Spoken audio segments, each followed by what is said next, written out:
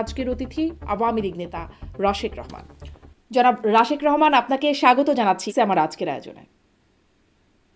আপনাকে ধন্যবাদ আমাকে আজকে আমন্ত্রণ জানানোর জন্য।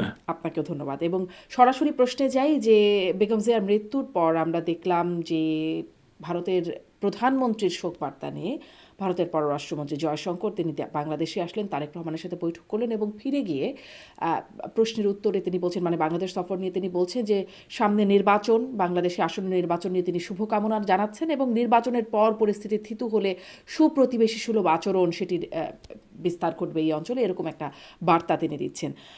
মানে এর আগে যখন বাংলাদেশের নির্বাচন নিয়ে কথা বলতো ভারত, তখন সবসময় ইনক্লুসিভ নির্বাচনের কথাটা বলতো। এবারে আসলে নির্বাচনের জন্য শুভকামনা জানিয়ে দিল ভারত। মানে ভারত কি এই বাস্তবতা বুঝতে পারছে বা মেনে নিচ্ছে যে এখন ইনক্লুসিভ নির্বাচন বা আওয়ামী লীগ সহ নির্বাচনটা হবে না, নাকি মানে আসলে কেন এমন বার্তা বলে মনে হয়? উম, প্রথমে খুব কঠিন প্রশ্ন। হ্যাঁ, ভারত বুঝতে পারছে যে আমাদেরকে নিয়ে নির্বাচন হবে না, এবং ভারত এটাও বুঝতে পারছে যে ডক্টর মোহাম্মদ ইউনূসের সরকার একেবারেই সফল না, কিন্তু তার ব্যর্থতার কারণে বা রাজনৈতিক আমাদের সফলতার কারণে যেই সংকটের জায়গায় আমাদের ঘুরে দাঁড়ানোর কথা সেটা পূর্ণাঙ্গ রূপে এখনো হয় নাই। সুতরাং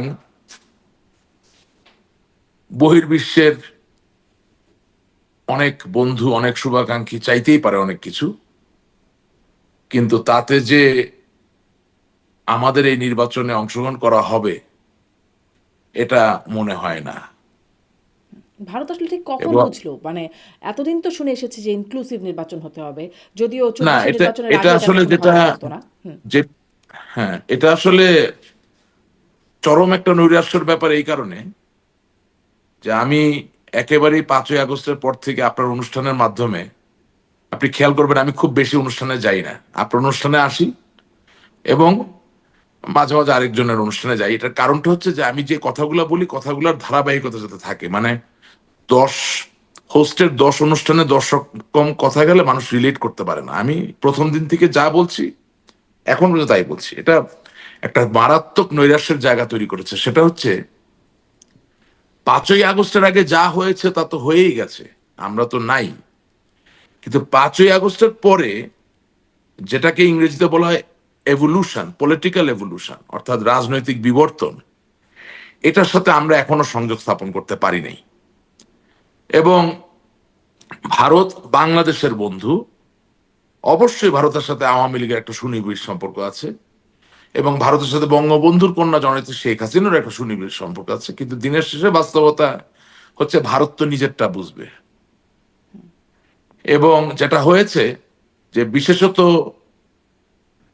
হাদির মর্মান্তিক হত্যাকাণ্ডের পরে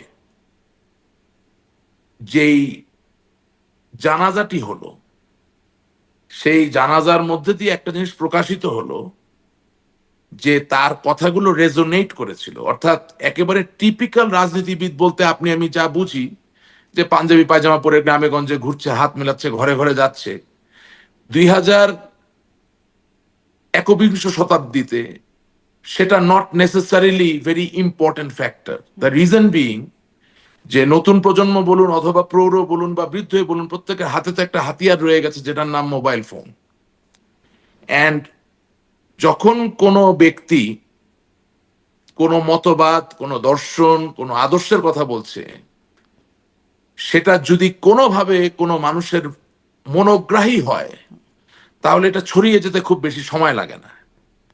এবং অনেস্টলি স্পিকিং, আমি হাদির রাজনৈতিক যে দিক দর্শন সেটার সাথে একমত নই সর্বক্ষেত্রে, কিন্তু সে যখন বলে আমি ইনসাফ চাই সমাজে, সেটার সাথে আবার আমি একমত। কারণ আমি আওয়ামী লীগ করি বা বিএনপি করি বা জাতীয় পার্টি করি অথবা ইনকিলাব মঞ্চ করেন, প্রত্যেকের কিন্তু বাংলাদেশের মানুষের জন্য ইনসাফ বা সুবিচারই চাওয়ার কথা। সুতরাং সেখানে কোনো মত পার্থক্য থাকার কোনো সুযোগ নাই। এবং দেখা গেল যে ওই জানাজায় এত লক্ষ লক্ষ মানুষ হওয়ার পরে আমাকে কিন্তু ভারত থেকে কয়েকজন সাংবাদিক ফোন করে জিজ্ঞেস করেছেন যে আপনার এটা সম্বন্ধে মতামত কি, হোয়াট ইজ ইউর রিডিং। আমি তাকে বলছি এটা হচ্ছে সহজ সরল সমীকরণ, এর ফলাফল হচ্ছে যে এই মানুষগুলো ভারত বিরোধী যে সেন্টিমেন্ট তাকে প্রতিনিধিত্ব করে। অর্থাৎ বাংলাদেশের 18 কোটি মানুষ তার ওই জানাজায় যায় নাই, আপনার 14 লক্ষ বা 15 লক্ষ বলা হচ্ছে গিয়েছে, তো 14 লক্ষ 15 লক্ষ বাংলাদেশের বিভিন্ন পর্যায় থেকে এসেছে, বিভিন্ন জায়গা থেকে এসেছে, এবং এরা হাদির যেই সেন্টিমেন্টটা যেটা পুঁজি করে সে রাজনীতি করতো, অর্থাৎ ভারত বিরোধী যে একটা সেন্টিমেন্ট সে লালন করত, সেটার তারা ধারক বাহক, সেটার তারা প্রতিনিধিত্ব করে। সো এটা ভারতের যারা নেতা তারা অনেক বেশি প্রজ্ঞাবান, তারা একেবারেই একটা সলিড, একেবারে প্রুভেন একটা ডেমোক্রেটিক প্রসেসের মধ্যে দিয়ে আসে, they have a track record, যার জন্য তারা এটাকে অবজ্ঞা করতে পারছেন, অবজ্ঞা করছেন না, এটাকে তারা আমলে নিচ্ছেন। হ্যাঁ, আমরা কতটুকু নিতে পারছি আমার আচ্ছা, আসলে আপনাদের প্রসঙ্গটা তাহলে আসি। তার মানে কি এরকম যে ভারত আসলে হাদি হত্যাকাণ্ডের পর সেই জানাজার না প্রেক্ষাপটে তারপরেই একরকম না অনুধাবন হলো যে তারপরে না, ইনক্লুসিভ নির্বাচন না তারা বা আপনারা বাদ? না, এটা তো একটা, শুনেন, জানাজাটা একটা ডেমোক্রেটিক টুলে রূপান্তরিত হয়েছে। এটা আমি এর আগেও একদিন একটা অনুষ্ঠানে বলেছি। জানাজা হওয়ার কথা আপনার পরকালের পরপারের একটা উসিলা, যেখানে মানুষ আপনার জন্য ক্ষমা চাবে, আপনার জন্য দোয়া করবে, আপনার ঋণ থাকলে সেই ঋণের ভার আপনার সন্তান নিবে, সেটা যেমন সত্য, ঠিক একইভাবে যে কোনো একজন পাবলিক ফিগার, মানে একজন পলিটিক্যাল সোল বা একজন পলিটিক্যাল মানুষের জন্য এটা একটা ডেমোক্রেটিক টুলও। অর্থাৎ আমি আওয়ামী লীগকে সমর্থন করেই, আওয়ামী লীগের আদর্শে বিশ্বাস করেই বলতে চাচ্ছি যে আওয়ামী লীগ ছাড়াও তো আরো দল সমাজে থাকবে বা আছে। যখন কোন দলের নেতা, আমি এখন হাদি থেকে চলে আসব বিএনপির চেয়ারপারসন বেগম খালেদা জিয়ার জায়গায়, যে আমরা 15 বছর যেটা করেছি ধরেন, হ্যাঁ, আহ, আপনি সেদিন আমাদের দলের একজন শীর্ষ শীর্ষ নেতা বলবো না, কেন্দ্রীয় নেতা, তার ইন্টারভিউ নিচ্ছিলেন, সে বলছিল সবকিছু নাকি আইনসম্মত ভাবে হয়েছে। হ্যাঁ, আইনের পরও তো কথা থেকে যায়, আইনসম্মত ভাবে বেগম খালেদা জিয়ার সাথে আপনি যাই করেছেন, যখন 1.5 কোটি 2 কোটি লোক জানাজায় উপস্থিত হয়, তার মানে হচ্ছে আপনার ওই আইনসম্মত কর্মকাণ্ডকে তারা সমর্থন করে না। এখন আপনি যদি নিজে একটা গণতান্ত্রিক দল হন, আপনি যদি জনগণের দল হন, তাহলে তো জনগণের পছন্দ বা অপছন্দটাকেও তো আপনাকে গায়ে লাগাতে হবে। এর মানে এই না যে সবসময় আপনাকে আইন ভাঙতে হবে, বাট আমি বলতে চাচ্ছি যে কতটা আসলে আমরা কি অর্জন করলাম। এবং আমার ধারণা ভারতের পররাষ্ট্রমন্ত্রী মহোদয় জয়শঙ্কর সাহেব খুবই প্রজ্ঞাবান একজন ব্যক্তি, উনি কিন্তু টিপিক্যাল পলিটিশিয়ান না, হিজ এ ব্যুরোক্রেট। মানে আপনার পররাষ্ট্র বিষয়ক আমলা ছিলেন, শীর্ষ আমলা ছিলেন। হ্যাঁ, রাজনৈতিক একটা তো জায়গা আছে, আর প্লাস ভারতের যারা রাজনীতি করেন তাদেরকে আমাদের ভালো না লাগলো এটা বাস্তব যে তারা টাইম টেস্টেড, হ্যাঁ, সময়ে তারা পরীক্ষিত, যেই তাহলে কি দলেরই হোক। এরকম, মানে আপনার কথার মধ্যে অনেকগুলো এখন বিষয় আবার চলে আসছে যেগুলো আমাকে পরে হয়তো জি, প্রশ্ন করতে হবে, সাথে সাথে করতে পারলে ভালো হতো, কিন্তু হয়তো করবো যে তাহলে কি এরকম যে ভারত আসলে এখন একরকম মানে পল্টি দিচ্ছে, বা যদি একটু ভালোভাবে বলি, বা অবস্থা বুঝে তাদের অবস্থান বদলাচ্ছে, বিষয়টা কি এরকম? ধরুন যদি এখন শেখ হাসিনা ক্ষমতায় থাকতেন, প্রধানমন্ত্রী হিসেবে থাকতেন, আপনারা সরকারে থাকতেন, তাহলে কি এইরকম ভাবে জয়শঙ্কর আসতেন, বা মানে হতো কি এরকমটা? মনে হয় না এভাবে আসতেন, বা তার থেকেও বড় কথা, পোল্টি দেওয়া শব্দটা ব্যবহার করতে চাই না। ভারত তো একটা পরাশক্তি এবং আমাদের পরম মিত্র দেশ। আমি এভাবে বলতে চাই যে তারা বাস্তবতার সম্মুখীন হচ্ছে যে হ্যাঁ, আওয়ামী লীগ যেমন সত্য, বিএনপিও তেমন সত্য। তারা কি ধরেই আমি নিয়েছে এটাকে খুব পরবর্তী সভ্যভাবে বলতে প্রধানমন্ত্রী চাই। তারেক রহমান, মানে তার সাথে আমার দেখা আমার করা? হুম, হ্যাঁ, আমার মনে হয় তাই। এই স্পেকুলেশনটা খুব জোরদার, জোরদার একটা স্পেকুলেশন আছে। এবং আমিও যখন আহ, নির্মোহভাবে বিশ্লেষণ করি, যদি আওয়ামী লীগ নির্বাচনে অংশগ্রহণ করতে নাই পারে, যদি যেমন ধরেন আমরা বলছি না যে 2024 সালে 7ই জানুয়ারি নির্বাচন ছিল আওয়ামী লীগের জন্য আমিডামি নির্বাচন, তো এখন আওয়ামী লীগের মতো একটা বড় দলকে বাদ দিয়ে যখন আপনি একটা নির্বাচন করছেন, ওইটাও তো আরেক ধরনের আমিডামি নির্বাচন। সেটা হচ্ছে খুব উন্নত মানের নির্বাচন তা কিন্তু না। তো সেই নির্বাচনে তারেক জিয়া সাহেব প্রধানমন্ত্রী হবেন, এটা স্পেকুলেট করা যায়, খুব ক্যালকুলেটেড অ্যানালিসিস করে কিন্তু একটা জনাব রাশিদ রহমান, স্পেকুলেশন করা একটু যায়। পার্থক্য আছে কিনা? মানে নিশ্চয়ই আওয়ামী লীগকে ছাড়া নির্বাচনের একটা সমালোচনা তো প্রচন্ড রকমের থাকতেই পারে, কিন্তু 24-এ যে আমিডামি নির্বাচন, সেখানে আসলে বিরোধী কোনো দলই ছিল না। জাতীয় পার্টি মোটামুটি আওয়ামী লীগের মতো করেই নির্বাচন করতো, তাদের কথা না মতো শুনেন, নির্বাচন করতো, কিন্তু এখন কিন্তু জামাতকে একটা শক্তিশালী অবস্থানে দেখা যাচ্ছে, শক্ত বিরোধিতা শোনেন, দেখা যাচ্ছে। না, আমার মনে হয় না, একটু ডিফারেন্ট ব্যাপারটা। আমি আপনাকে প্রথম কথা বলি। প্রথম কথা, এই নির্বাচন থেকে আওয়ামী লীগের বিরাট বড় শিক্ষা নেওয়ার ব্যাপার আছে। আপনি জাতীয় পার্টির মতো একটা পলিটিক্যালি ডিবেটের মানে ভিতরে থাকা একদম বিতর্কিত একটা সত্তাকে যেভাবে ব্যবহার করেছেন এবং তারা যেভাবে সুযোগ সুবিধা নিয়েছে, হ্যাঁ, আজকে দেখেন সেই জাতীয় পার্টি আওয়ামী লীগের 15 বছর মধু খেয়েছে, সবভাবে খেয়েছে, আজকে তারা ওই নির্বাচনে অংশগ্রহণ করছে। একবারও কি তারা বলছে যে আমি আওয়ামী লীগ ছাড়া এই নির্বাচনে যাব না? তার মানে এখান থেকে আওয়ামী লীগের শিক্ষা নেওয়ার ব্যাপার আছে। তা বলছে না, এক, তবে আওয়ামী লীগকে নির্বাচনে আচ্ছা, অংশগ্রহণ করতে দেওয়া উচিত, তারা এটা বলছে। না সেটা তো একটু বলতেই হবে, তাছাড়া তো আর তার মূল্য থাকে না। কিন্তু তখনই বুঝতাম বাপের বেটা, হ্যাঁ, যদি যার ক্যাবিনেটে মন্ত্রী ছিলেন, আপনার দলের চেয়ারম্যান হোসেন মোহাম্মদ এরশাদ সাহেব মন্ত্রী পদমর্যাদায় বিশেষ দূতের দায়িত্ব পালন করেছেন, আপনি জিএম কাদের জাতীয় পার্টির চেয়ারম্যান, আপনি নিজে পূর্ণ টার্ম ফুল মিনিস্টার ছিলেন, আপনার দলের আরো অনেকে মন্ত্রী ছিলেন, আপনার দলের প্রত্যেক মহাসচিব আজ অবধি প্রত্যেকে আওয়ামী লীগের সময় কোনো না কোনোভাবে এমপি হয়েছেন। কিভাবে হয়েছেন সেই জায়গায় যেতে চাই না, সেটা বাদ দিলাম, বাট হয়েছেন তো, beneficiary somehow or the other. তো সেই জায়গায় আপনার অবস্থানটা কি থাকা উচিত ছিল, যে ওকে, আওয়ামী লীগের যদি কোনো লোকের প্রতি সুনির্দিষ্ট অভিযোগ থাকে, তার কোনো ব্যক্তির প্রতি সুনির্দিষ্ট কোনো অভিযোগ যদি প্রমাণিত হয়ে যেয়ে থাকে, তারা নির্বাচন করবেন না।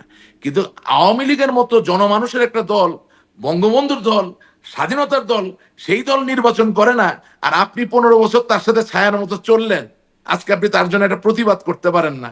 খুবই নির্লিপ্ত চিত্তে বলছেন আওয়ামী লীগ নির্বাচন করলে ভালো হয় বা আওয়ামী লীগের নির্বাচন করা উচিত। এটা আর যাই হোক, আপনি আমাকে যাই বলেন, একজন আওয়ামী লীগের কর্মী হিসেবে I don't accept this at all. এবং আমরা তো যথেষ্ট গভীরের মানুষ, অনেক খবর আমরা রাখি। জাতীয় পার্টি মন্ত্রী থাকুক বা না থাকুক, কি কি সুবিধা নিয়েছে, কোথা থেকে কি পেয়েছে, এভরিথিং ইনশাল্লাহ আই নো। আমি এগুলো এখন সামনে আনতে চাই না।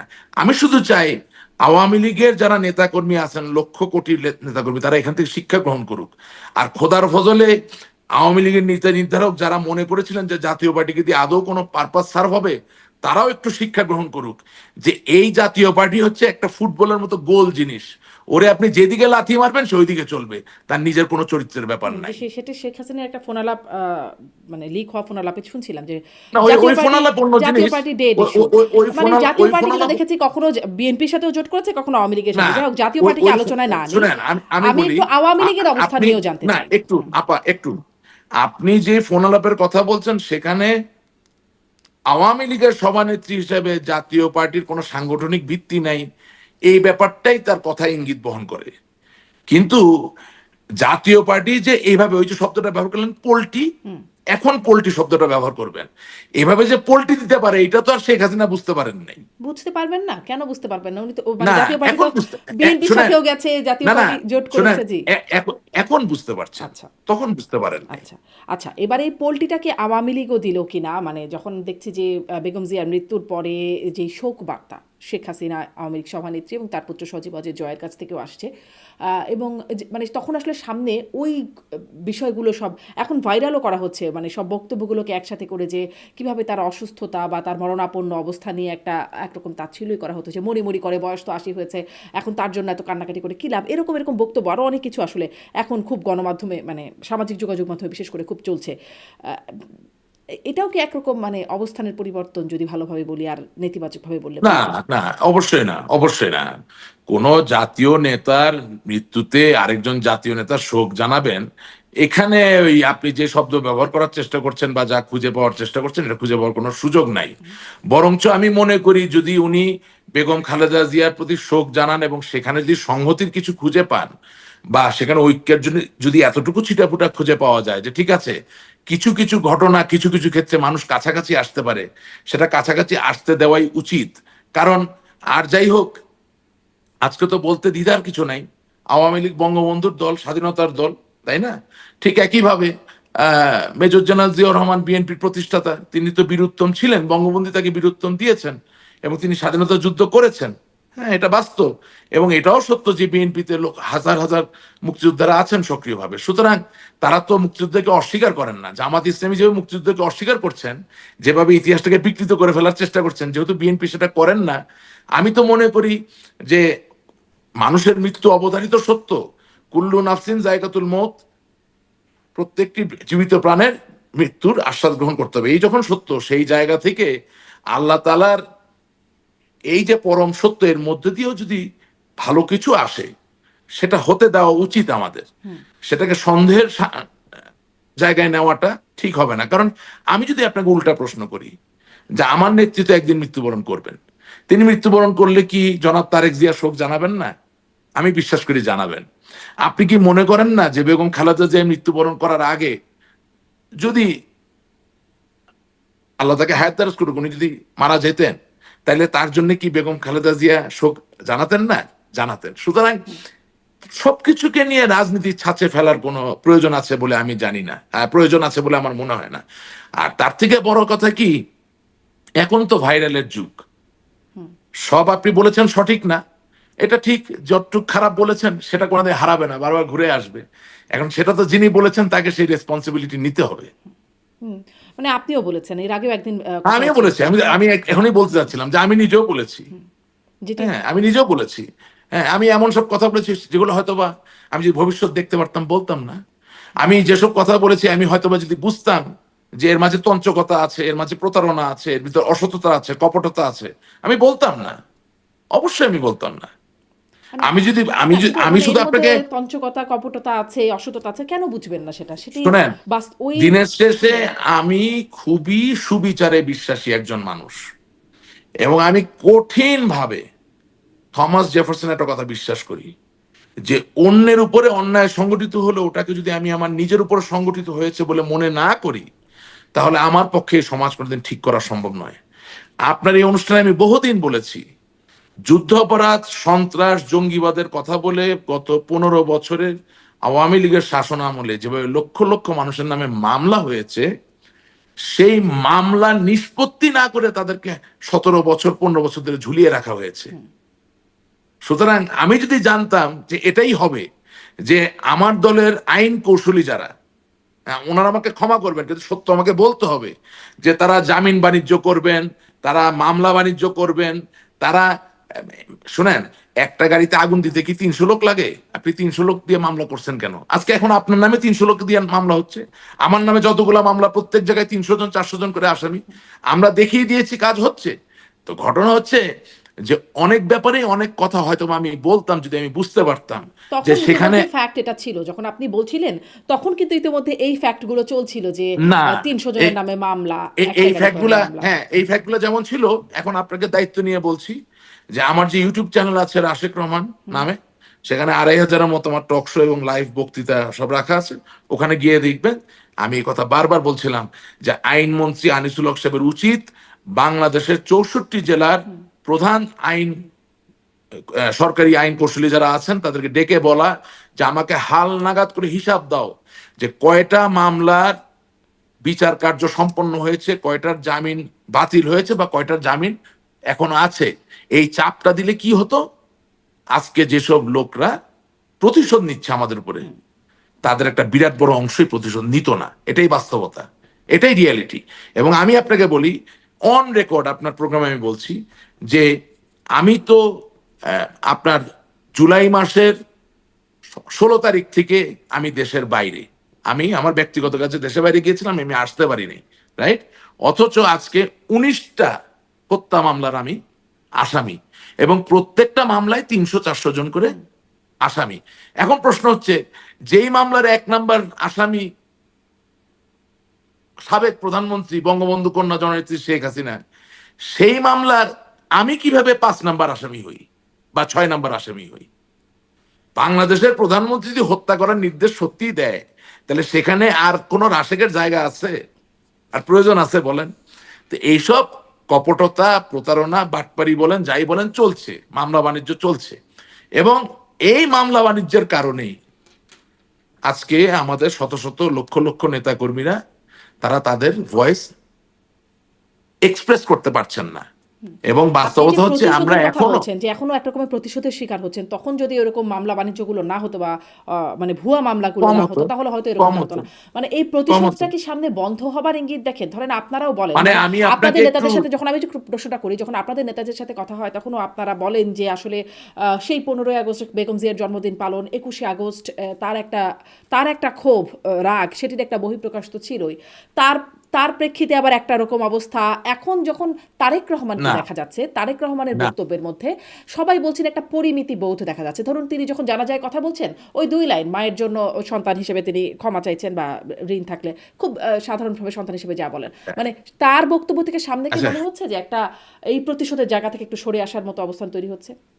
আচ্ছা আমি আপনাকে এই জিনিসটা একটু ভেঙে বলতে চাই এখন। হ্যাঁ, বেগম খালেদা জিয়া 15ই আগস্টে কেক কাটেন, অবশ্যই এটা আমি সমর্থন করি না, হুম, অবশ্যই আমি এটা সমর্থন করি না। কিন্তু বেগম খালেদা জিয়া 15ই আগস্টে সমর্থন করে বলে ঠাকুরগাঁয়ে রহমত নামে কোন বিএনপির সমর্থককে আপনি মামলা দিবেন, সেটা কি আপনি মেনে নিবেন?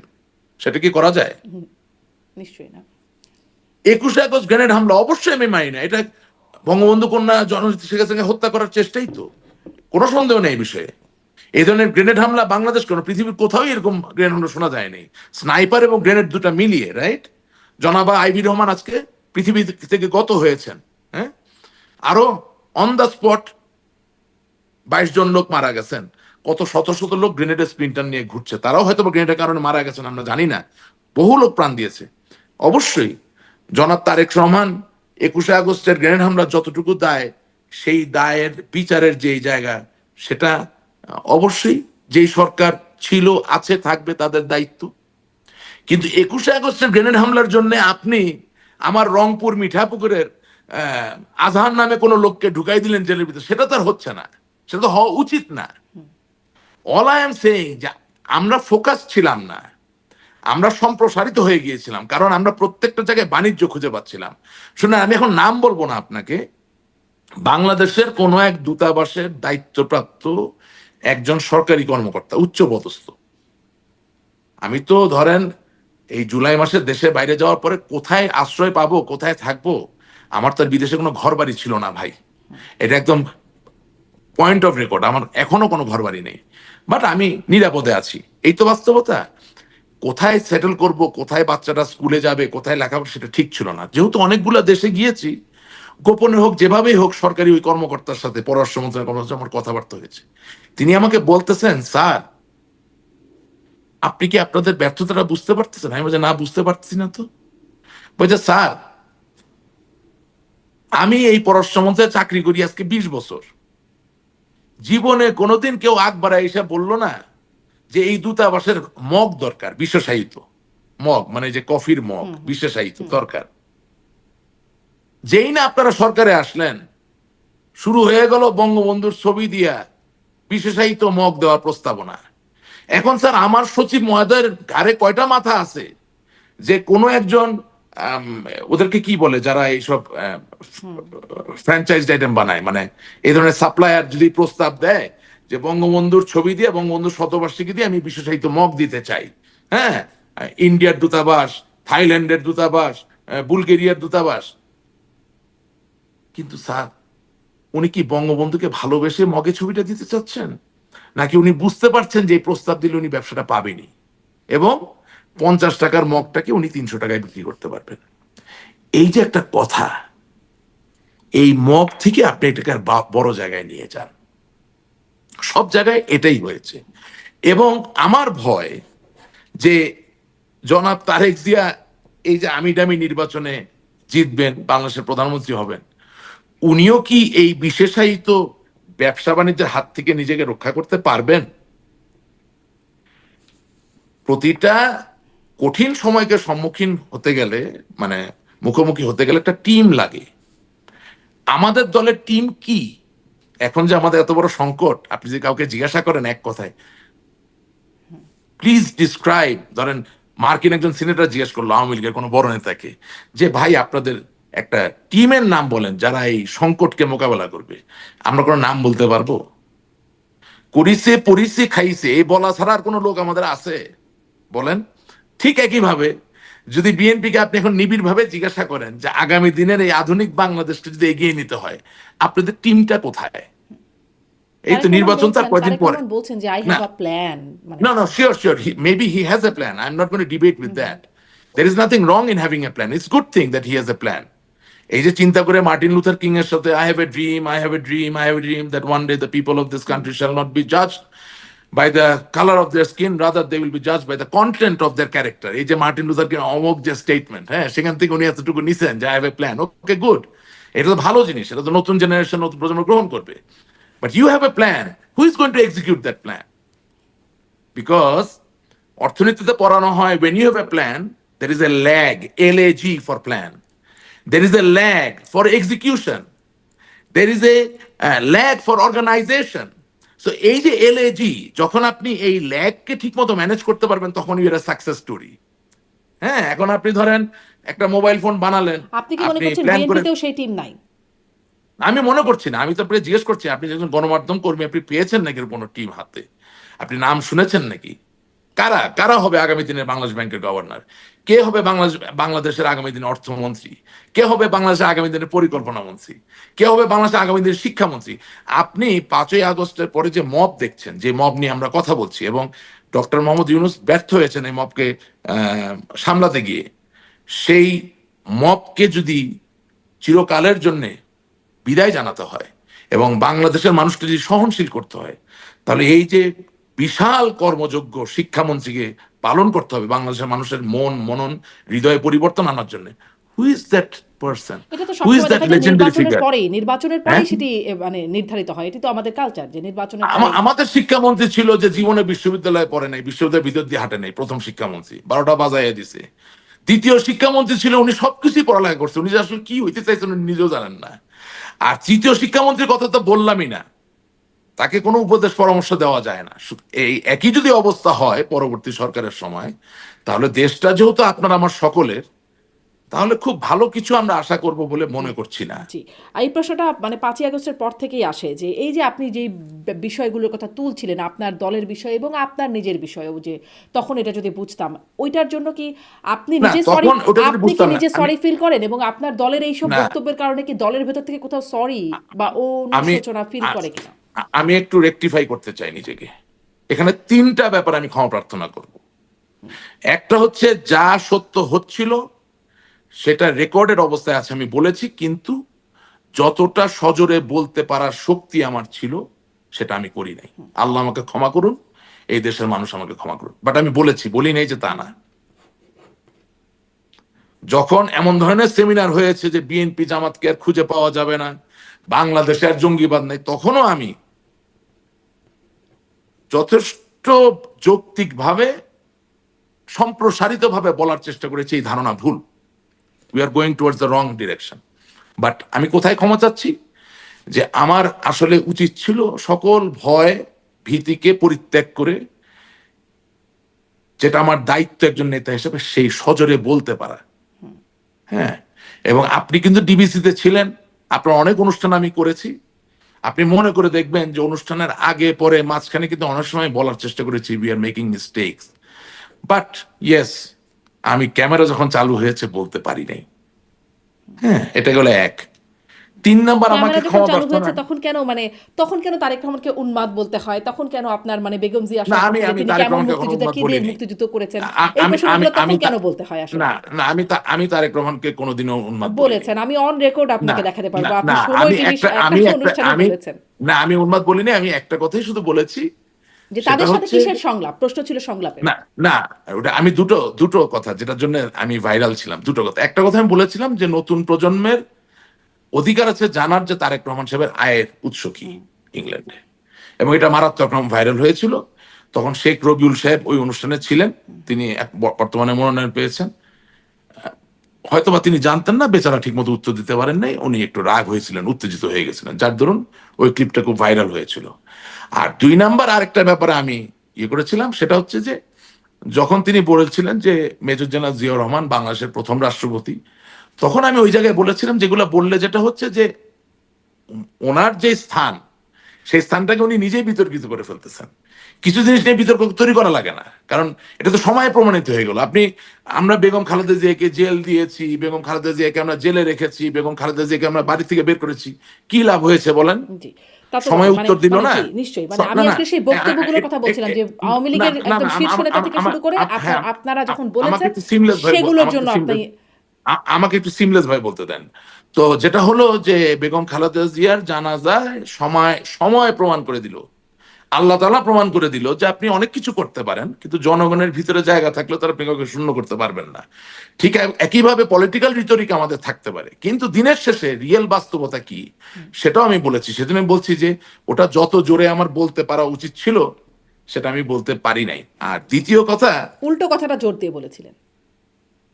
না ওটা বলতে পারি নাই, তো বললাম তো যেটা বলা উচিত ছিল। হ্যাঁ, এমনকি যেটা এই যে এখন আপনার এখানে বললাম না, মামলা বাণিজ্য, মানুষকে হয়রানি করা, এগুলো আমরা খুব জোর দিয়ে তো আমি বলতে পারি নাই। আমি এটা বলেছি, বিভিন্ন সেমিনারে বলেছি, বাট কোনো টক শোতে এসে আমি এভাবে বলতে পারি নাই। পরের দিকে সময় টিভি এইসব জায়গায় বলা শুরু করলাম, যখন দেখলাম যে অবস্থা খারাপ। বিকজ প্রথমে তো আমার দায়িত্ব হচ্ছে বলে শুধরানোর চেষ্টা করা। আমরা তো যাদের হাতে ক্ষমতা আছে তাদেরকে বিভিন্নভাবে বলার চেষ্টা করেছি, please don't do this, you must come out of this. কে কার কথা শুনে বলেন? হ্যাঁ, কে কার কথা শুনে? আর তার না মধ্যে তো তখন একজন ছিল দেখছিলাম যে খোদার কোন ফজলে। রকম সংলাপ, তাদের সাথে কিসের সংলাপ, এটি ছিল আপনারও আচ্ছা অবস্থান। এখন দেখছি আচ্ছা, আওয়ামী লীগের অফিসিয়াল ফেসবুকেই বলছে এখনো মানে সংলাপ হতে পারে, আলোচনা হতে পারে এই বিষয়ে। মানে এখন কি একটা রিয়েলাইজেশন আপনাদের মধ্যে কোথাও হ্যাঁ, থেকে এখন আসছে, হয়তো এখন তো মুখে আওয়ামী বলছেন না, লীগের তাই কি? এখন এখন আওয়ামী লীগের এই পেজ নিয়ে খুব বেশি কথা বলি না, কারণ এই আওয়ামী লীগ কখনো আহ, মরহুম বেগম খালেদা জিয়ার উপদেষ্টা ছিলেন, বীর মুক্তিযোদ্ধা ফজলুর রহমান সাহেবের বক্তৃতাও চালায়। কখনো দেখি রুমিন ফারহানা, যে বিএনপির এমপি ছিলেন, বর্তমানে বহিষ্কৃত হয়েছেন, বহিষ্কার হওয়ার আগে বিএনপিতে থাকা অবস্থায় যা বলে সেটাও দেখি চালায়। মানে আওয়ামী লীগের পেজের চালাতে উপর তার সমস্যা কারো কি? হাত চালাতে নাই। সমস্যা কি? না, চালাতে সমস্যা হচ্ছে যে দিনের শেষে আপনি কাকে এন্ডোর্স করতেছেন, কি এন্ডোর্স করতেছেন। তারা যদি আর সঠিক কথা এখন বলে এন্ডোর্স করবে, না সমস্যা কি? না আর এখন যদি আপনি এটা এন্ডোর্স করেনি, তাহলে আগে করলেন না কেন? যে প্রশ্ন আপনি আমাকে বলছেন আমি একই প্রশ্ন করতে পারি, যে তাহলে আগে করলেন না কেন? So let's not get into that, let's get into the fundamentals. What are the fundamentals? দেশ যদি ভালো চলে আগামী দিনে, তাহলে মনে করবেন যে আওয়ামী লীগের যারা নির্দোষ লোক আছেন, নেতাকর্মী, তাদের জন্য দেশ ভালো হবে। ঠিক আছে? আর দেশ যদি ভালো না চলে, তাহলে পৃথিবীতে অনেক দেশই ধ্বংসপ্রাপ্ত অবস্থায় চলে গেছে, আমাদের অবস্থাও তাই হবে। একটু এটাই রিয়ালিটি। দেশ ভালো চলবে কিনা সেটি সামনে নির্বাচন প্রসঙ্গে একটু কথা বলবো আপনার সাথে, অল্প মানে ছোট ছোট করে শুনতে চাইবো। কিন্তু একটা প্রসঙ্গ সেদিন শুনছিলাম আরেকটি টক শোতেই, সেই একই মানে প্ল্যাটফর্ম যেখান থেকে আপনার প্রসঙ্গ আমার কাছ থেকে? টানছিলাম। না না না, আপনার আপনার নয়, সম্প্রতি একটা টক শো, যুগান্তরের বর্তমান যিনি সম্পাদক আব্দুল হাই শিকদার, তিনি বলছিলেন যে 1991 সালের ঘটনা, মানে আমি আসলে যে প্রতিশোধের রাজনীতি সেটি নিয়ে যে কথাটা বলছিলাম তার প্রেক্ষিতে এই প্রসঙ্গটা টানতে চাই, যে তখন নাকি তখনকার বিরোধী দলীয় নেত্রী শেখ হাসিনা, তার পুত্র সজীব অজেদ জয়, তিনি ড্রাঙ্ক অবস্থায় গাড়ি চালিয়ে ফুটপাতে গাড়ি উঠিয়ে দিয়েছিলেন, একজন মানুষও মারা গিয়েছিলেন, পুলিশ তাকে নাকি ধরে নিয়ে গিয়েছিল। এবং তখন শেখ হাসিনা তৎকালীন প্রধানমন্ত্রী বেগম খালেদা জিয়াকে ফোন করেছিলেন এবং বলেছিলেন যে আপনার কাছে মা হিসাবে এটা অনুরোধ করছি, এরকম একটা বক্তব্য তার কাছ থেকে শুনছিলাম। আমি আসলে এই বিষয়টা জানি না, এরকম কি কোনো বিষয় আসলে ছিল যে সম্পর্কটা এরকম একটা পর্যায়ে ছিল, এরকম কি ঘটনা কি আসলে ছিল, জানেন আপনি?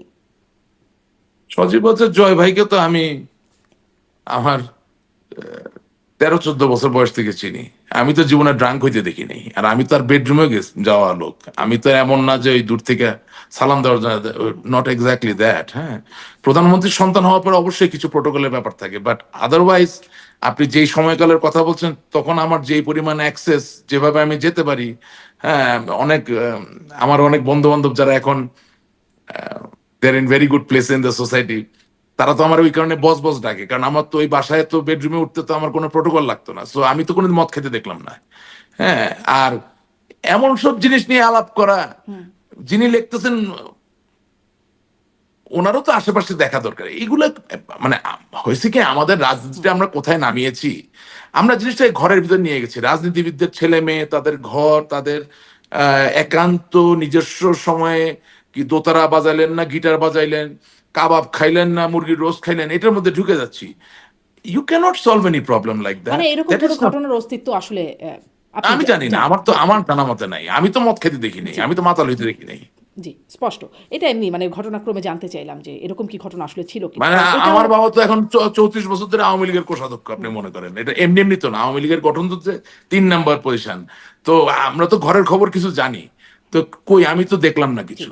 সজীবউদ্দিন জয়কে দেখছি যে তিনি বলছেন যে এই মানে নববর্ষের শুভেচ্ছা জানিয়ে ঐক্যবদ্ধ হবার কথা বলছেন দেশের স্থিতিশীলতার স্বার্থে, মানে খুবই সাধারণ কথা এবং জেনেরিক সেন্সে একটা কথা তিনি বলছেন।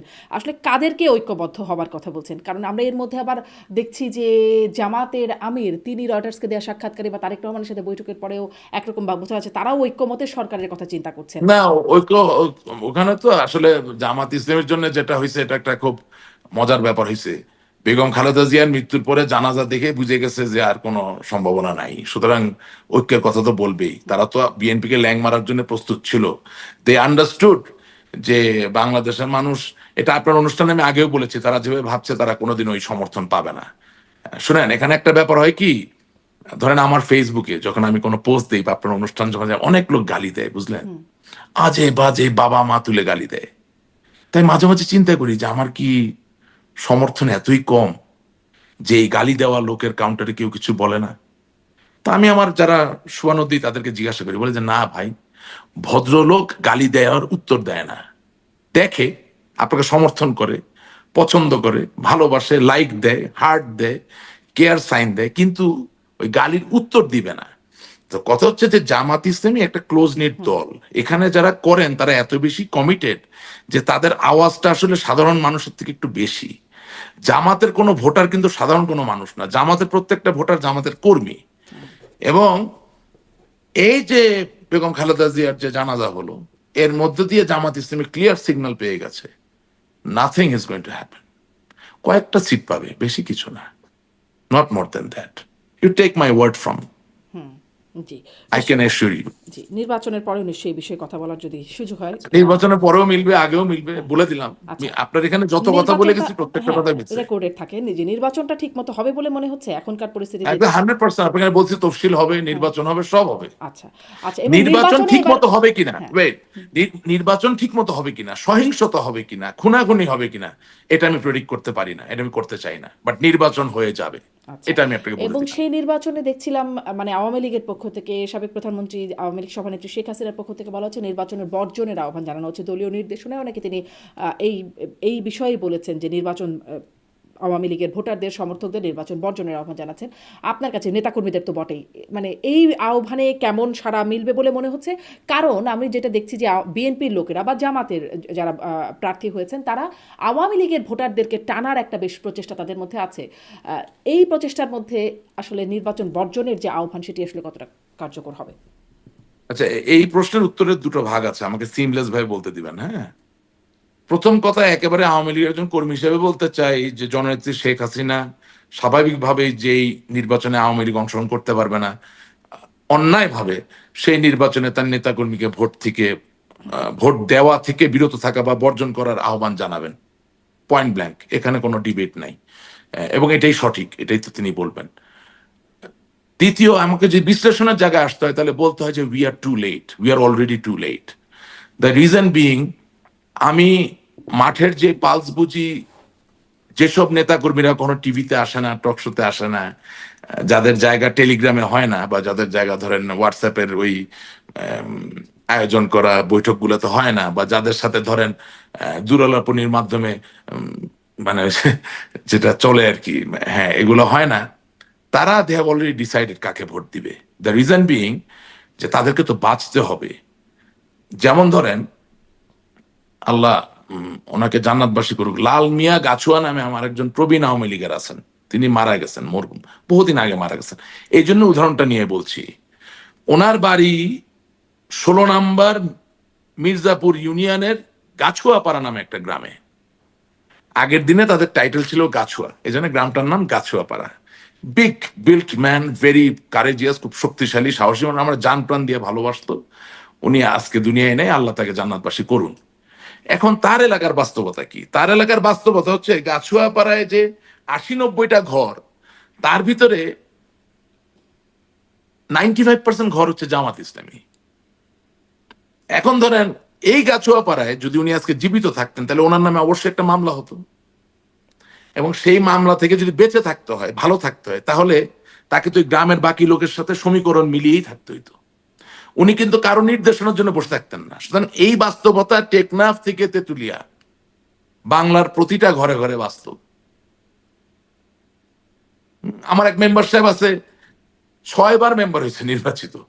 6বার এমপি হওয়ার থেকে 6বার মেম্বার হওয়া অনেক কঠিন কাজ। এটা অনেক বড় নেতারা বুঝতে চায় না। 6বার মেম্বার হওয়া নিরবিচ্ছিন্ন ভাবে 6বার এমপি হওয়ার থেকে অনেক কঠিন কাজ। এই মেম্বার সাহেব আওয়ামী লীগ করেন, আওয়ামী লীগের নেতা, কিন্তু বাড়িটা হইল ঠিক জামাত ইসলামী গ্রামের মাঝখানে। ওনার তো ওনার পূর্বপুরুষদেরও শক্তি নাই ওনাকে দিয়া এখন এই দলের নির্দেশনা মতো ভোটটা দেওয়ানো। কারণ সকালবেলা উঠে ওনাকে বলবে কি তাহলে ভাই কি এই দলের যাবেন নির্দেশনাটা না? বাস্তবায়ন হবে না মনে করেন? দেরি দেরি হয়ে গেছে, এটা আগে হইলে হইতো। কারণ আমরা একটু কনফিউজড, আমাদের তো অবস্থানটা কনফিউজ। যেমন ধরেন আমার 19টা মামলা, হ্যাঁ, আমার 19টা মামলার ভিতরে একটা মামলার বাদী জামাত ইসলামী, বাকি 18টা মামলার বাকি 18টা মামলার বাদী হচ্ছে বিএনপি। ঠিক আছে, 19টাই মিথ্যা মামলা। এখন আমি যখন আন্দোলনের ডাক দিচ্ছি, মানে নেত্রীর কথা শুনে যখন আমার ছেলেপেলেকে বলি যে যাও আন্দোলন করো, চেষ্টা করো, তখন তো আমরা আন্দোলন করছি ইউনূস সাহেবের বিরুদ্ধে। কিন্তু আমার বিরুদ্ধে বা আমার কোন নেতাকর্মীর বিরুদ্ধে তো ইউনূস সাহেব একটা মামলা দেয়নি, মানে রাষ্ট্রের যে মামলা দেওয়ার ব্যাপার সেটা দেয় নাই। এটা কি হচ্ছে, যখন বিএনপি বা জামাতের দেওয়া মামলায় যখন আমরা গ্রেপ্তার হচ্ছি, সেই গ্রেপ্তার হওয়ার পরে যাতে আমরা জামিনে বেরিয়ে না আসতে পারি, সেই ক্ষেত্রে ওই থানার যে ওসি বা ওই জেলার যে এসপি তারা অতি উৎসাহী হয়ে কোনো একটা সিগন্যালে সরকারকে বাদী করে একটা এডিশনাল মামলা দিচ্ছে। কিন্তু আপনি যে সংখ্যায় গোনেন, তাহলে 100-র মধ্যে 98টা মামলার বাদী হচ্ছে বেসরকারি ব্যক্তি, সেই 98-99 ভাগ বাদী হচ্ছে বিএনপি, 1 ভাগ হচ্ছে জামাত ইসলামী, আর টোটাল সেট এ সেটার 1% হচ্ছে সরকার বাদী হয়ে মামলা দিচ্ছে।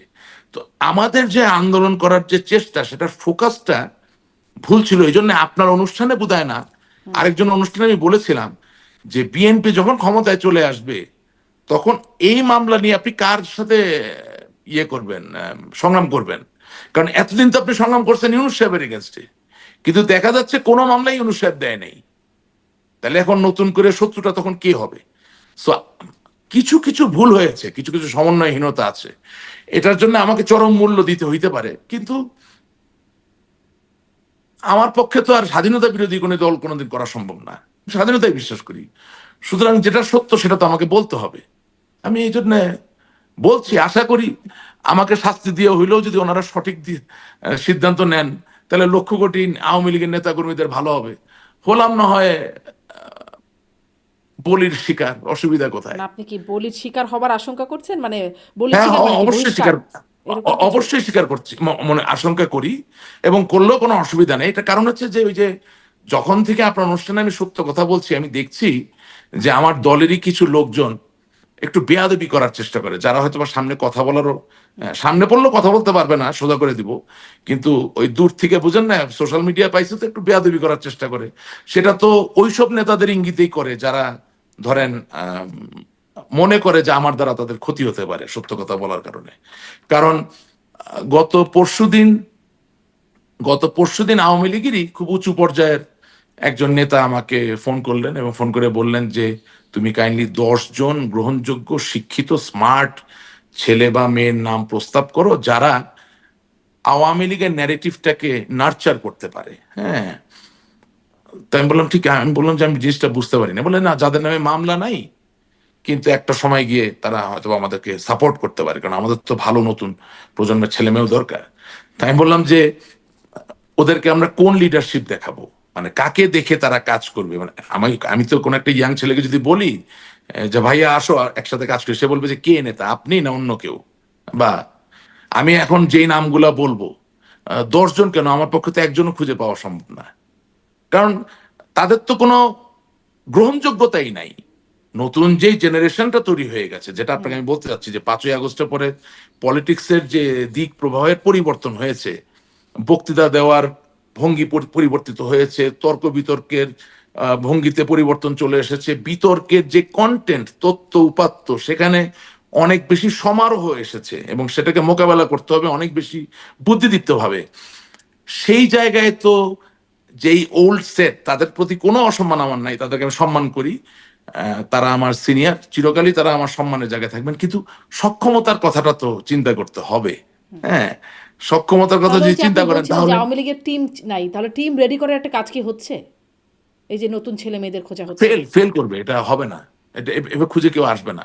আপনি, আমি এখন নাম, আমি আর আপনার অনুষ্ঠানে আর কোনোদিন নাম তুলবো না, কারণ আমার আমার মুরব্বীরাও আমাকে বলছেন যে যে যেমন কাজ করবে তাকে তার ফল ভোগ করতে হবে। I don't want to mention any names, but like honestly speaking somebody, মানে আমি আপনাকে এইভাবে বলি, আমার একটা ছোট ভাই ছিল, হ্যাঁ, আছে এখনো ছোট ভাই, সে তার ডাক নাম হচ্ছে সাথী, পুরা নাম বলবো না। সে বলতেছে যে ভাই, ছাত্রলীগের কোনো মেধাবী ছেলে কি কোনোদিন কোনো নেতাকে তেল মারার জন্য ঘন্টার পর ঘন্টা এভাবে নাভির নিচে হাত দিয়ে দাঁড়ায় থাকে আর এরকম আধা সালাম দেয়, সালাম আলাইকুম ভাই, সালাম আলাইকুম। বলে যে মানে, বলছে আমরা তো মেধাবী ছেলে মেয়ে চিনি নেই, মেধাবী ছেলেমেয়েরা তো আর ঘন্টার পর ঘন্টা দাঁড়িয়ে আপনার কোনো বড় নেতাকে প্রোটোকল দিবে না। তার মানে এই যে চেঞ্জ, এই সিমিলার থিং, একজন young person he'll come to serve the purpose of Awami League, he or she will come up with a new idea to protect, project, and disseminate a narrative that will be acceptable to the general people of this country. If he or she thinks that he has to go and give protocol or he has to pay heed to a person who is not even intellectually anywhere near to him or her, the entire proposition becomes futile. এটা তো তখন it doesn't work anymore. আপনি মনে করেন এই যে I have a plan বা I have a dream, এগুলো যুগ থেকে যুগান্তরে কাজ করে কেন? বা ডিজিটাল বাংলাদেশ, বঙ্গবন্ধু কন্যা জননেত্রী শেখ হাসিনা 2008 সালে কেন কাজ করেছে? Because you have to come up with something যেটা ওই সময়কার নতুন প্রজন্মকে তাড়িত করবে এবং তার মনের বা হৃদয়ের জায়গাটাকে আপনি দখল করে ফেলতে পারবেন। ওই যে বললাম না, করেছি খাইছি গিয়েছি, এটা থাকতে পারে গ্রাম বাংলা, এটা অস্বীকার করার কিছু না, এটা পার্ট পার্ট এন্ড মানে পার্সেল আমাদের মানে যেটি সংস্কৃতি। তখন ছিল আওয়ামী লীগের, কিন্তু এটি এখন আপনি অ্যাবসেন্স দেখতে পাচ্ছেন, এটির উপস্থিতি আপনি না দেখতে না না পাচ্ছেন না, না। কেন? আপনি আপনি আপনি বঙ্গবন্ধুর নেতৃত্বকে হিসাবে নেন, উনি যখন প্যান্ট শার্ট পরতো, wow what a smart man. উনি যখন প্রিন্স কোট পরতো, wow what a good looking man. আবার মুজিব কোট পরতো, আরে বাপরে বাপ, সিংহ। আবার ইংরেজি যখন বলতো, হ্যাঁ ইংরেজির উচ্চারণ না, কিন্তু ভুল ইংরেজি না তো, পারফেক্ট, পারফেক্ট ইংরেজি। বাংলা যখন বলতো, বাংলায় তো ভুল নাই। আপনি সৈয়দ নজরুল ইসলাম সাহেবের স্বাধীনতা যুদ্ধের সময় তার ইংরেজি ইন্টারভিউগুলো শুনেন, একটা গ্রামাটিক্যাল ভুল নাই। তাজউদ্দিন সাহেবের একটা গ্রামাটিক্যাল ভুল নাই, কিন্তু তারা ইংরেজের সন্তান না, তারা বাঙালিরই সন্তান, বাঙালির উচ্চারণে কথা বলেছে। আবার এমএজি ওসমানী, ওনার ইন্টারভিউ শুনেন, চোস্ত ইংরেজি। সো কথা হচ্ছে কি, যে you have to have content in you, আপনার ভিতরে মেটেরিয়াল থাকতে হবে। এটা না থাকলে তো আপনি কতদিন এরকম গায়ের জোরে অন্যের অন্যের এন্ডোর্সমেন্টে নেতৃত্ব চালানোর চেষ্টা করবেন? এবং তার থেকেও বড় কথা, এই যে নির্বাচন চলাকালীন সময় যে নির্দেশনাগুলো যাচ্ছে, এগুলো যাদেরকে দিয়ে দেওয়া হচ্ছে, তাদের হাতে তো নেতা কর্মীদের টাকা, তাদের কথায় তো কোনো নির্দেশনা প্রতিপালিত হবে না আসলে। তাহলে সামারি করলে কি এরকম যে আপনাদের অনেক দেরি হয়ে গেছে এবং এবং যারা আসলে আহ্বান জানাচ্ছেন সেই নেতাদের প্রতি আসলে সেই আস্থা বিশ্বাস সেই জায়গাটা আসলে নাই? আচ্ছা, নাম না বলে বলি, স্বেচ্ছাসেবক লীগের বড় নেতা আমার এলাকার, 1996 সালের 15 ফেব্রুয়ারির বেগম খালেদা জিয়ার যেই আম, প্রহসনমূলক নির্বাচনের যে প্রয়াস, এই ছেলে নিজে দৌড়ায় দৌড়ায় ককটেল মেরে বোম মেরে ওই নির্বাচন বন্ধ করছে। এই ভদ্রলোককে এখন ডাইকা কাছে পাওয়া যাচ্ছে না, বলে যে আমাকে মাফ করে দেন, দোয়াও চাই মাপও চাই। কারণ 15টা বছর যেই পরিমাণ নির্যাতনের শিকার হয়েছে তার ডাইরেক্ট নেতার দ্বারা, সে বলে I don't want to do this anymore. এখানে একটা অ্যামেজিং ব্যাপার হয়েছে, আমরা আমাদের নিজেরা মাংস নিজেরা খেয়েছি, কিন্তু এটা এখনো বন্ধ হয় নাই। আপনি এই যে বঙ্গবন্ধু কন্যা জননেত্রী শেখ হাসিনা বললেন যে আমরা নির্বাচনের জন্য প্রস্তুত, আমার 300 আসন। রিয়েলিটি কি, যারা পরিসংখ্যান করে তারা তো আমাকে ফোন করে টাকা চায়। আমি যে টাকা না দেই, পরিসংখ্যানের নাম ঠিক মতো আসবে না। এখন কেন আসবে না? কারণ যারা পরিসংখ্যানটা করছে, তারা ওই 15 বছরে যারা কমিটি বাণিজ্য করেছে, সেই কমিটি বাণিজ্যেরই তো একটা অংশ। তাহলে কি এরকম যে 300 আপনার আসনে 300 আসনে প্রার্থী প্রস্তুত, এই প্রার্থীরা আসলেই প্রস্তুত, নাম্বার 1, আর নাম্বার 2 যারা 12টা বাইজে প্রস্তুত হলো 13টা হয়ে তারা টাকা যাবে, দিয়ে প্রস্তুত হলো। ওই ওই পরিসংখ্যান ঠিক নাই। আমি বললাম আপনাকে একদম আজকে ঠোঁট কাটা কথা বলে যাচ্ছি, ওই পরিসংখ্যান ঠিক নাই। এই দলকে আমি ভালোবাসি, আমি ভিতরের কথা মনে বলছি, ওই পরিসংখ্যান ঠিক নাই। প্রথম কথা, আওয়ামী লীগের সিদ্ধান্ত নিতে হবে যে আমরা আগে যেসব অরাজনৈতিক ভুল সিদ্ধান্ত নিয়েছি সেগুলো আগামী দিনে আর নিব না, এবং আগামী দিনে এই সিদ্ধান্ত নিব না এটা প্রত্যেকটা নেতাকর্মীকে বুঝিয়ে দিতে হবে। যে কমিটিতে আছে তাকেও, যে কমিটিতে নাই তাকেও বোঝাতে হবে। 2 নাম্বার, আপনাকে লক্ষ্য স্থির করতে হবে যে আমি কি আন্দোলনের মাধ্যমে কোনো সরকারের পতন ঘটাবো? তাহলে আইদার আন্দোলন অর নির্বাচন, দুটোই করবেন, এটা হয় না। দিস ইজ রং ডিসিশন আমার মনে হয়।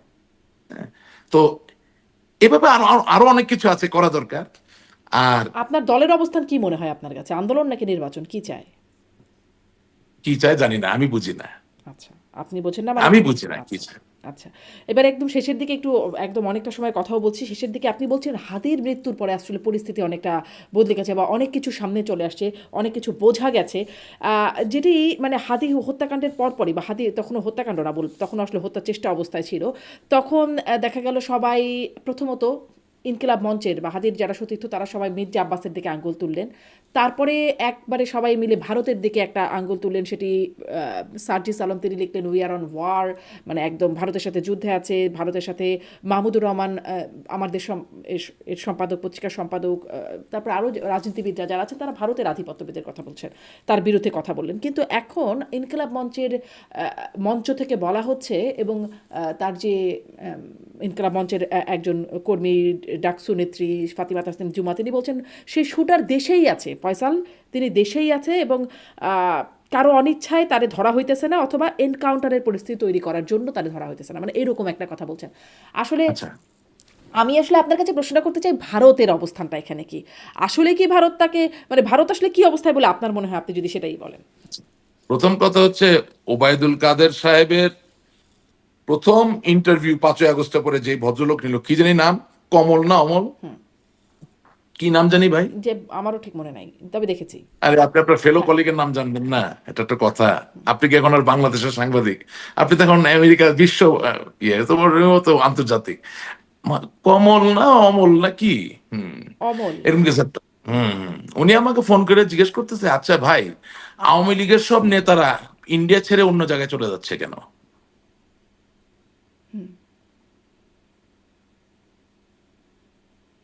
একটা হচ্ছে যে হয়তো বা অন্য কোথাও বেশি সুবিধা পাচ্ছে, আরেকটা হচ্ছে যে হয়তো বা এখানে কোনো সুবিধা পাবে না। এই জায়গায় থামলাম। হ্যাঁ, যেটুকু জানি ওইটুকু বলবো, আপনি যেভাবে জিজ্ঞেস করছেন সব কথা উত্তর দিতে পারি না। আচ্ছা, হ্যাঁ, আচ্ছা। 2 নাম্বার কথা হচ্ছে হাদির শুটার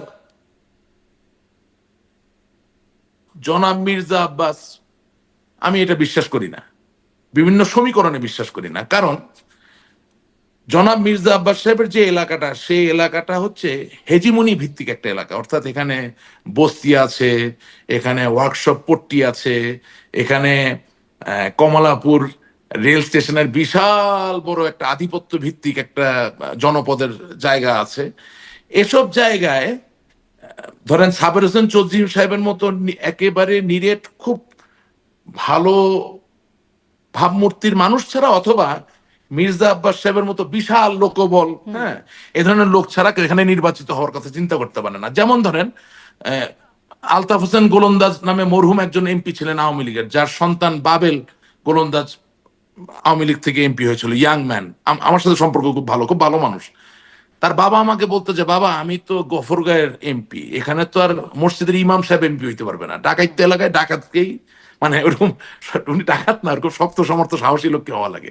সুতরাং মির্জা আব্বাস সাহেবের যে এলাকা, সেখানে ভোটের হিসাবে হাদি কোনো ম্যাচ ছিল না, মির্জা আব্বাস সাহেব এই কাজ করতে যাবেন না, আমি এটা মনে করছি না। হ্যাঁ, আওয়ামী লীগের কেউ করেছেন কিনা সেটা তো আমি জানি না, আমি তো তদন্তকারী কর্মকর্তা না। কিন্তু কিন্তু হ্যাঁ, আঙ্গুল উঠেছে কিন্তু আওয়ামী না, লীগের প্রতি, জাহাঙ্গীর কবির না, নানকের পিএস তার সম্পৃক্ততা হ্যাঁ, ইত্যাদি বিষয়ে ঠিক আলোচনায় আছে, অনুসন্ধানী হ্যাঁ, সাংবাদিকরা বলেছেন। হ্যাঁ, এগুলা তদন্তে আসবে। হ্যাঁ, অনেক কিছু হতে পারে, নাও হতে পারে, তদন্তে আসবে, আমি ওই জায়গায় যাব না। হ্যাঁ, আহ, আমি যে জায়গাটায় যেতে চাই, যেখানে ফেইলিয়ারটা, সেটা হচ্ছে 17 বছর ফেসবুক, ইনস্টাগ্রাম, সোশ্যাল মিডিয়াকে আমরা অবজ্ঞা করেছি। কে করেছে? আমাদের হাইকমান্ড এটাকে হিসাবে নিতে পারেনি। এখন হাদি কেন এত বড় ফ্যাক্টর হলো? Because of social media. আমি তো আপনাকে বললাম সোশ্যাল মিডিয়ার তো অনেক সুবিধা।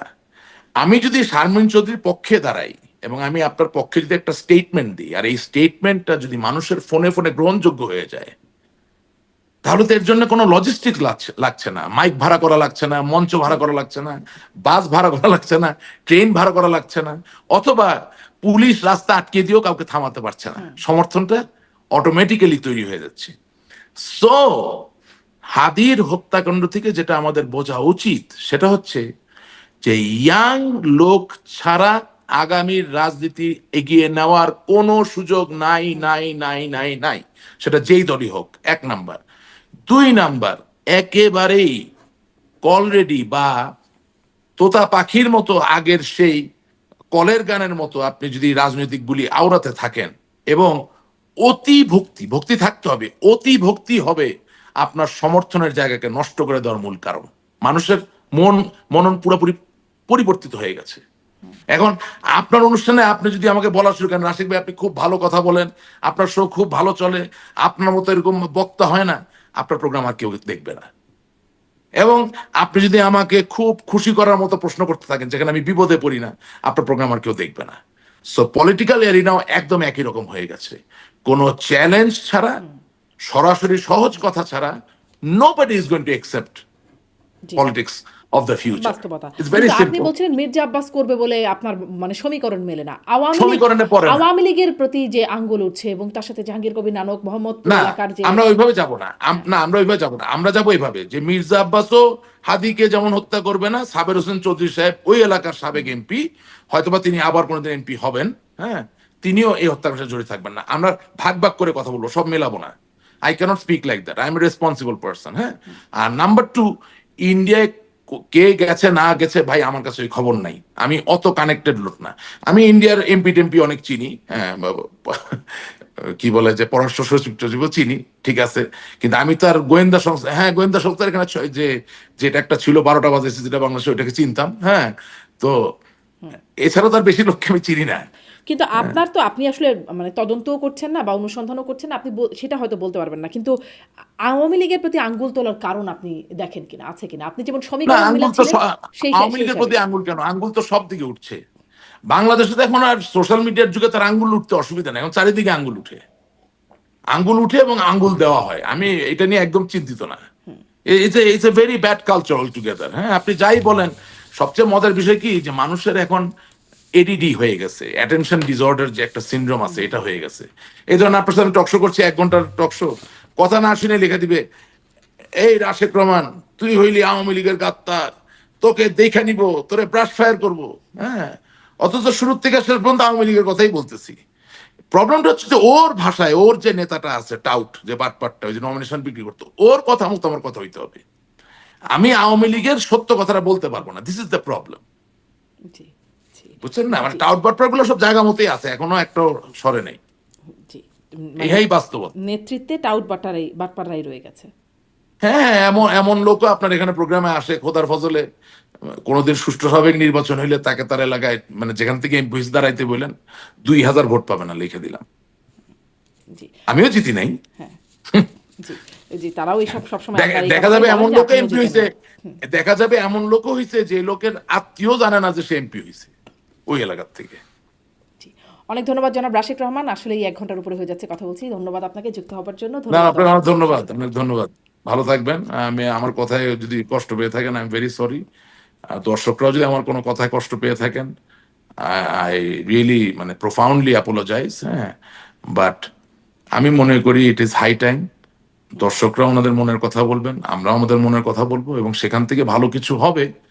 তবে দর্শকদের কাছে আপনার অনুষ্ঠানে একটা অনুরোধ, যদি অনুষ্ঠানটা পুরো না দেখেন তাহলে প্লিজ আজে বাজে ভাষায় কথা কমেন্ট করবেন না।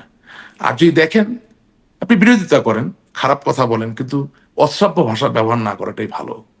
অনেক ধন্যবাদ। ধন্যবাদ দর্শক।